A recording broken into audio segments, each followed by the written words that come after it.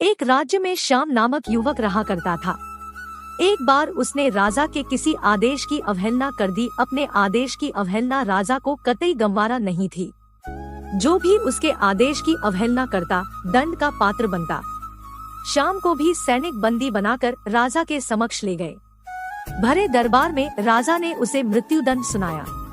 अपने मृत्युदंड पर श्याम बोला, महाराज, आपके द्वारा दिया गया मृत्युदंड शिरोधार्य है, किंतु मृत्यु पूर्व मेरा आपसे एक निवेदन है, और वह यह है कि मुझे कुछ समय प्रदान किया जाए ताकि अंतिम बार मैं अपने परिवार से मिल सकूं। राजा ने एक सिरे से उसका यह निवेदन अस्वीकार कर दिया। तुम पर कैसे विश्वास किया जा सकता है?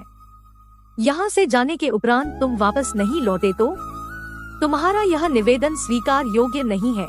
राजा के ये कहते ही राज दरबार में उपस्थित प्रजा में से एक युवक सामने आया और बोला, महाराज, मेरा आपसे निवेदन है कि श्याम को उसके परिवार से मिलने जाने दिया जाए। उसके वापस आते तक मुझे बंदी बनाकर रख लिया जाए। यदि वह वापस न आए तो उसके स्थान पर मृत्युदंड दे दिया जाए। युवक की बात सुनकर राजा आश्चर्यचकित रह गया। पहली बार ऐसा कोई व्यक्ति उसके सामने था जो किसी अन्य के लिए अपने प्राण देने तत्पर था। राजा ने पूछा, कौन हो युवक और इसका स्थान क्यों लेना चाहते हो?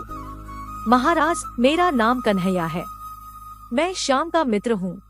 मुझे पूरा विश्वास है कि अपने परिवार से मिलकर ये अवश्य वापस आएगा, युवक बोला।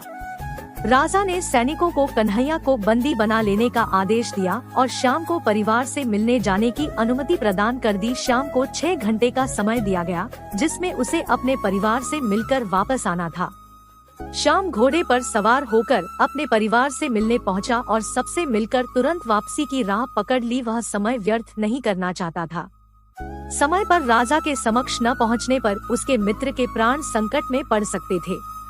तीव्र गति से घोड़ा दौड़ाते हुए वह राजमहल की ओर चला आ रहा था कि एक स्थान पर वह घोड़े से गिर पड़ा और चोटिल हो गया। इधर निर्धारित 6 घंटे पूरे हो गए। श्याम राजमहल नहीं पहुंच पाया। इस स्थिति में कन्हैया को मृत्युदंड के लिए तैयार किया जाने लगा। अपने अंतिम समय में कन्हैया ने श्याम का स्मरण किया और आंखें बंद कर ली। वह प्रसन्न था कि वह अपने मित्र के काम आ सका, किंतु अंतिम क्षण में श्याम राजमहल पहुंच गया। वह राजा से बोला, देरी के लिए क्षमा महाराज, मैं घोड़े से गिरने के कारण चोटिल हो गया था। अब मैं वापस आ चुका हूँ। कृपया मेरे मित्र कन्हैया को छोड़ दीजिए। श्याम का कथन सुनकर कन्हैया ऊंचे स्वर में बोला, मित्र, तुम चले जाओ। श्याम बोला, नहीं मित्र, मेरा दंड तुम कैसे भोग सकते हो और मैं तुम ऐसा करने कैसे दे सकता हूँ?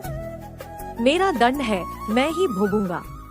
तुमने मेरे लिए जो किया उसके लिए मैं तुम्हारी आभारी हूँ। राजा श्याम और कन्हैया की मित्रता देख बहुत प्रसन्न हुआ और बोला, ऐसी मित्रता मैंने आज तक नहीं देखी है।